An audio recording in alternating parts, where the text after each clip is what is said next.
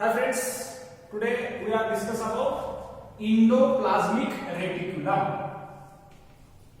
Endoplasmic reticulum. Okay? अब endoplasmic ये जो वर्ड है, endo means inside. Okay? Endo means inside. Plasmic means cytoplasm. और रेटिकुलम मीन्स नेटवर्क. ओके, एक cytoplasm के अंदर एक नेटवर्क है. ओके, उसे क्या कहा गया है? एंडोप्लाज्मिक रेटिकुलम कहा जाता है. ओके, अब देखिए पहले इसकी कुछ इंफॉर्मेशन लेते हैं. ये जो एंडोप्लाज्मिक रेटिकुलम है, ये एंडोप्लाज्मिक रेटिकुलम फर्स्ट ऑब्जर्व किया था गार्नियर ने. फर्स्ट ऑब्जर्व्ड बाय, किसने किया था? गार्नियर. गार्नियर ने फर्स्ट टाइम ये ऑब्जर्व किया था. अब इसका अल्ट्रा स्ट्रक्चर, ये जो अल्ट्रा स्ट्रक्चर है, ये 3 साइंटिस्टों ने दिया था. अल्ट्रा स्ट्रक्चर वाज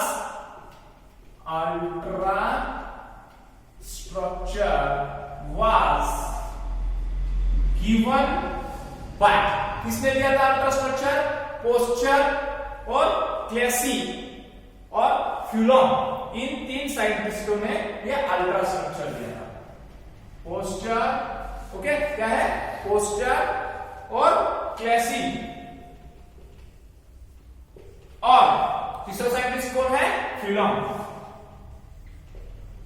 ये तीनों ने मिलकर ये एंडोप्लाज्मिक रेटिकुलम है, इसका अल्ट्रा स्ट्रक्चर दे दिया था.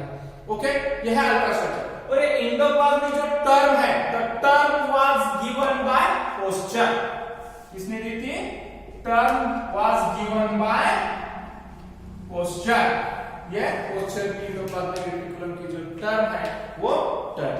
ओके, अब इसकी बेसिक इंफॉर्मेशन हम पढ़ेंगे. इसकी एंडोप्लाज्मिक रेटिकुलम. अब जो एंडोप्लाज्मिक रेटिकुलम है, ये कौन सा है? मेम्ब्रेन बॉन्ड है. ओके, कैसा है? Membrane bond organelles. Endoplasmic reticulum membrane bond organelles. Okay, अगर ये मेम्ब्रेन बॉन्ड ऑर्गेनेल्स है तो आपको पता है किसमें होना चाहिए? It is found in all eukaryotic cell. किसमें है? Found in all eukaryotic cell.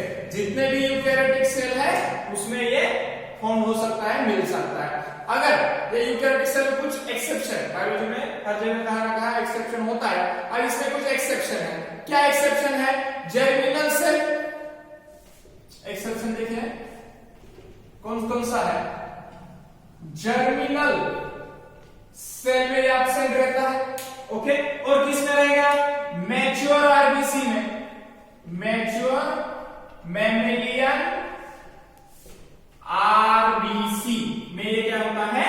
Absent रहता है. आपको सबको मालूम होगा कि ये मैच्योर मैमेलियन आरबीसी जो है, जब मैच्योर हो जाते हैं तब सब मेम्ब्रेन बॉन्ड ऑर्गेनेल्स को क्या कर देती है? उसमें से डिस्ट्रॉय हो जाते हैं. ओके, ऐसा मैच्योर आरबीसी में एब्सेंट होगा और जर्मिनल सेल में भी ये एब्सेंट होगा. ओके, और क्या है इसका? अब इसकी जो नंबर है, नंबर किस पे डिपेंड है? तो ये किसी सेल में कितने नंबर पे हो सकता है? ही डिपेंड अपॉन, किस पे डिपेंड है? Depend upon metabolic function. इसके नंबर किसी सेल के मेटाबॉलिक फंक्शन पे डिपेंड है. किसी सेल में ज्यादा मेटाबॉलिज्म होता है, ज्यादा प्रोटीन की जरूरत है, तो ये एंडोप्लाज्मिक रेटिकुलम के नंबर उस सेल में क्या होंगे? ज्यादा होंगे. ओके, और क्या है? अब ये एंडोप्लाज्मिक रेटिकुलम जो है, तो एंडोप्लाज्मिक रेटिकुलम को हम 3 डिफरेंट जो पार्ट है उस पार्ट में डिवाइड करने जा रहे हैं. कितने हैं? Different part. कितने हैं? 3 डिफरेंट पार्ट में हम एंडोप्लाज्मिक रेटिकुलम को डिवाइड कर सकते हैं. पहला कौन सा पार्ट है? तो सिस्टर्ना. पहला पार्ट कौन सा है? सिस्टर्ना. फर्स्ट पार्ट है सिस्टर्ना. दूसरा कौन सा होगा? दूसरा है उसके वेसिकल्स और तीसरे है ट्यूब्यूल्स. ओके, हम फर्स्ट वन बाय वन उसके चलेंगे। अब जो सिस्टर्ना है वो सिस्टर्ना कैसा है? Cisterna is a narrow tubular, कैसा है? Narrow tubular structure. सिस्टर्ना कैसा है? यह है नैरो ट्यूब्यूलर स्ट्रक्चर, नैरो है और ट्यूब्यूलर स्ट्रक्चर है। ओके, अब ये नैरो ट्यूब्यूलर स्ट्रक्चर है तो किधर मिलेगा, कहां से फॉर्म होता है? ये किधर से फॉर्म होता है? जो न्यूक्लियर की मेम्ब्रेन है, न्यूक्लियर मेम्ब्रेन, तो न्यूक्लियर मेम्ब्रेन से वो बल्ज कर जाते हैं। ओके, क्या कर रहे हैं? It is found by nuclear membrane. जब न्यूक्लियर मेम्ब्रेन बल्ज कर जाते हैं तब ये फॉर्मेशन हो जाता है। अब देखिए, मैंने इधर एक न्यूक्लियस निकाला है। अब न्यूक्लियस का स्ट्रक्चर आप सबको मालूम है कैसा रहता है, हमने सेल के अंदर पढ़ लिया था। ओके, यह है न्यूक्लियस की मेम्ब्रेन। अब इस न्यूक्लियस की मेम्ब्रेन से ये बल्ज कर रहा है। ओके, जो बल्ज हो रहा है ये कौन है? इंडोप्लाज्मिक रेटिकुलम है। ओके, ये कौन है? इंडोप्लाज्मिक रेटिकुलम बल्ज कर रहा है। ओके, अब ये इंडोप्लाज्मिक रेटिकुलम का कौन सा पार्ट हो सकता है? तो यह है इंडोप्लाज्मिक रेटिकुलम का सिस्टर्ना। ओके, सिस्टर्ना के लिए कहा जाता है यह इंडोप्लाज्मिक रेटिकुलम का सिस्टर्ना। अब इस सिस्टर्ना पे क्या हो सकता है? तो इस सिस्टर्ना पे राइबोसोम अटैच हो सकते हैं। क्या होते हैं? आउटर सरफेस पे, इसके आउटर सरफेस पे क्या अटैच है? राइबोसोम। Okay, ribosome attach. अब देखिए, राइबोसोम अटैच है तो इसका फंक्शन क्या हो सकता है? इसका फंक्शन है it help of protein synthesis. क्या कर सकता है? ये प्रोटीन सिंथेसिस कर सकता है। ओके, प्रोटीन फॉर्मेशन में भी इसका रोल है। एक राइबोफ्लोरिन नाम का कोई प्रोटीन है उसका ये फॉर्मेशन कर सकता है। अब ये जो सिस्टम है वो कैसा है? अनब्रांच्ड एंड इसकी जो ल्यूमेन है वो नैरो रहती है। कैसा है? अनब्रांच्ड, और उसकी ल्यूमेन कैसी है? नैरो है। ओके, ल्यूमेन कैसी है? नैरो है। ओके, और ये किधर है? इसकी पोजीशन अगर आप देखें तो it is closer to nucleus, कि न्यूक्लियर मेम्ब्रेन भी कह सकते हैं और nucleus. Okay, is closer to nucleus, nucleus की क्लोजर है। अब ये इंडोप्लाज्मिक रेटिकुलम के अंदर कोई सब्सटेंसेस हो सकता है तो उसे क्या कहा जाता है? Endoplasmic matrix. क्या कहा गया है? इंडोप्लाज्मिक मैट्रिक्स कहा जाता है। इसके अंदर जो सब्सटेंस होगा वो इंडोप्लाज्मिक मैट्रिक्स कहा जाता है। ओके, ये हो गया फर्स्ट पार्ट सिस्टर्ना का। अब सेकंड पार्ट कौन सा है? सेकंड पार्ट है वेसिकल्स। ओके, सेकंड पार्ट कौन सा है? वेसिकल्स है। अब जो वेसिकल्स है वो कैसा रहता है? स्फेरिकल स्ट्रक्चर में रहता है। इसका स्ट्रक्चर कैसा है? स्फेरिकल स्ट्रक्चर के जो वेसिकल्स है वो वेसिकल्स रहते हैं। वेसिकल्स का डायमीटर उन्होंने मेंशन किया है। वेसिकल्स का डायमीटर 50 to 500 माइक्रोन। कितना है? 50 to 500 माइक्रोन उसका वेसिकल्स का डायमीटर रहता है। ओके, अब ये वेसिकल्स है तो इनकी पोजीशन भी कहां होंगी? तो वेसिकल्स की पोजीशन किधर है? Vesicles are present closer to cisterna. किधर है? Closer to cisterna. अब देखिए, मैंने कहा स्ट्रक्चर कैसा है? स्फेरिकल है। अब इस वेसिकल के बाहर भी इस पे क्या अटैच है? यह है राइबोसोम। ओके, वेसिकल्स के बाहर भी क्या अटैच रहता है? राइबोसोम अटैच रहते हैं। ओके, इसकी पोजीशन भी होगी, पोजीशन ध्यान में रखिए, closer to cisterna. Structure spherical, इसका डायमीटर 50 to 500 माइक्रोन रहता है सिस्टर्ना का। अब तीसरा पार्ट है, कौन सा है? ट्यूब्यूल्स। थर्ड पार्ट कौन सा है? ट्यूब्यूल्स। अब ये जो ट्यूब्यूल्स है, ये tubules are form RER by loss of ribosomes. अब ये ट्यूब्यूल्स है, ये RER से फॉर्म होते हैं और उसमें राइबोसोम्स एब्सेंट रहते हैं। वो कैसे है? ब्रांच्ड है और विदाउट राइबोसोम रहते हैं। ओके, ब्रांच्ड है और without ribosome. Okay, branch and without ribosome, इसमें राइबोसोम में प्रेजेंट और ब्रांच रहता है। अब इसकी पोजीशन कैसे होगी? Is closer to plasma membrane, closer to plasma membrane, plasma membrane के नजदीक ये प्रेजेंट रहते हैं। और इसकी जो ल्यूमेन है ये वाइडर रहती है, किससे? सिस्टरना से। ओके, ये कैरेक्टर आपको ध्यान में रखने का है। ल्यूमेन इज वाइडर, कुछ किससे? वाइडर टू सिस्टरना, वाइडर देन सिस्टरना करेंगे। ओके, सिस्टरना से वो वाइडर रहती है। अब इसकी ल्यूमेन कितनी है? तो ल्यूमेन इन्होंने दी है, इसका ल्यूमेन है इसका ट्यूब्यूल्स का, तो वो है 50 to 1000 माइक्रोमीटर का उसका ल्यूमेन रहता है। ओके, ये है कौन है? ट्यूब्यूल्स। अब देखिए ट्यूब्यूल का स्ट्रक्चर हम देखेंगे। ओके, ये है ट्यूब्यूल्स का हमारा, ये ऐसा रहता है ट्यूब्यूल्स का स्ट्रक्चर। अब ये जो ट्यूब्यूल्स है ये क्या कर रहे हैं? ये फैल रहे हैं। ओके, ये कैसे रहते हैं?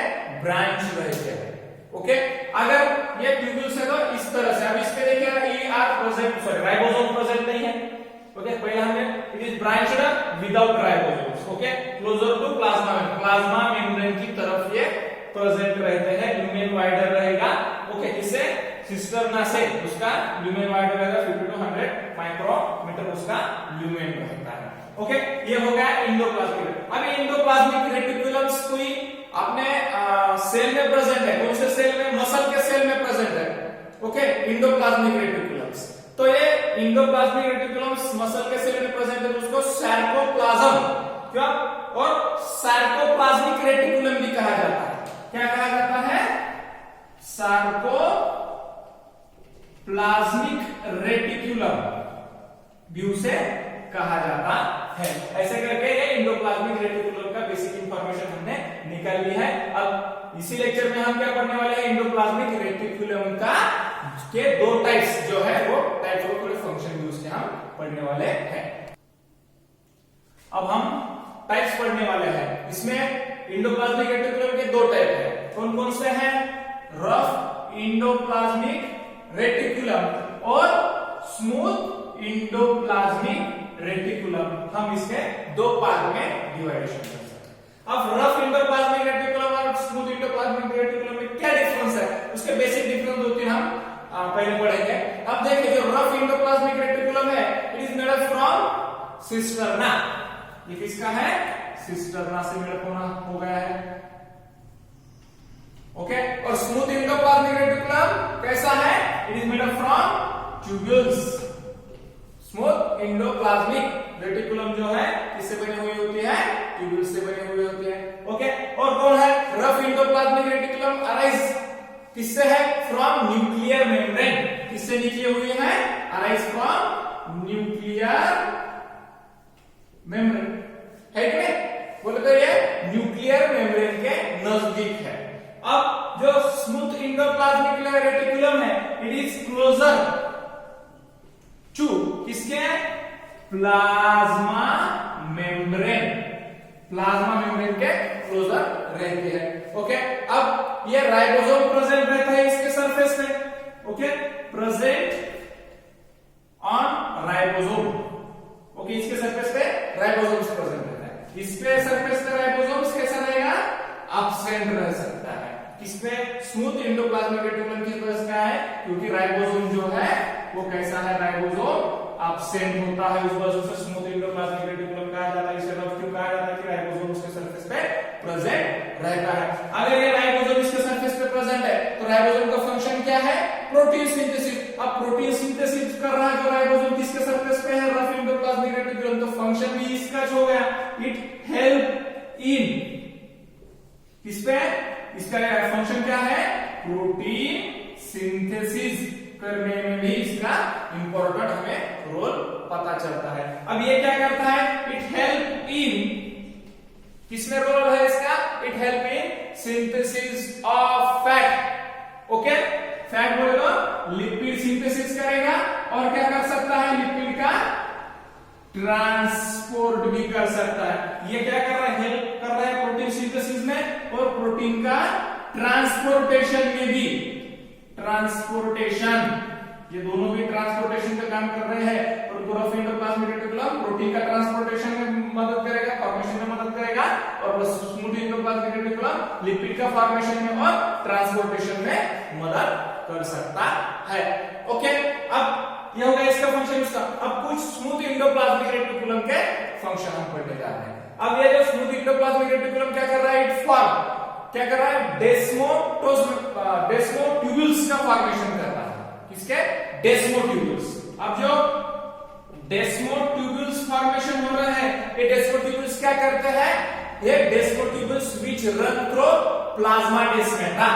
क्या करते हैं, वो प्लाज्मा डेस्मेटा थ्रू रन करते हैं। प्लाज्मा डेस्मेटा क्या है, ये प्लाज्मा डेस्मेटा जो जब दो सेल के जो प्लाज्मा मेम्ब्रेन है जो नजदीक आते हैं तो उनका जो कनेक्शन है वो कनेक्शन प्लाज्मा डेस्मेटा का है। तो वो किधर से रन कर रहे हैं, ये स्मूथ एंडोप्लाज्मिक रेटिकुलम, ये उसके अंदर से रन करता है, help in conduction of.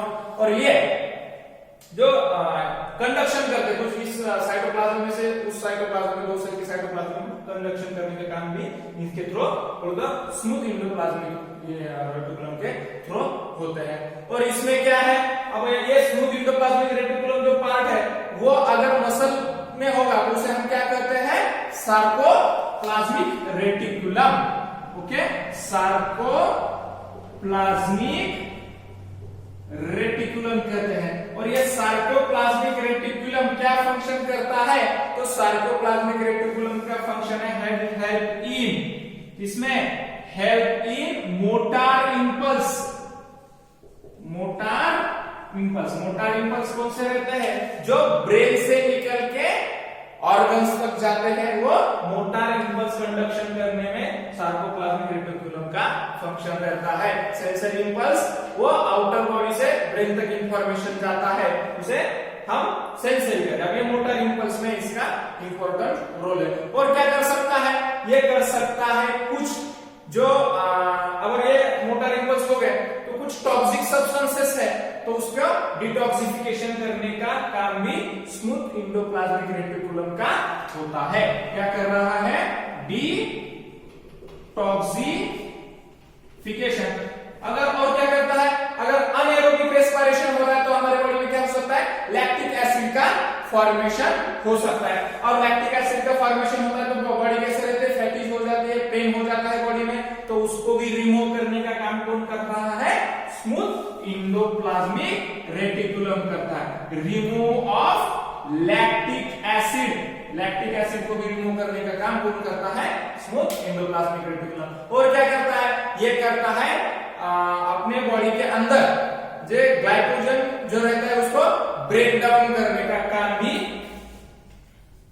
Glycogen break down करने का काम भी कौन करता है, इन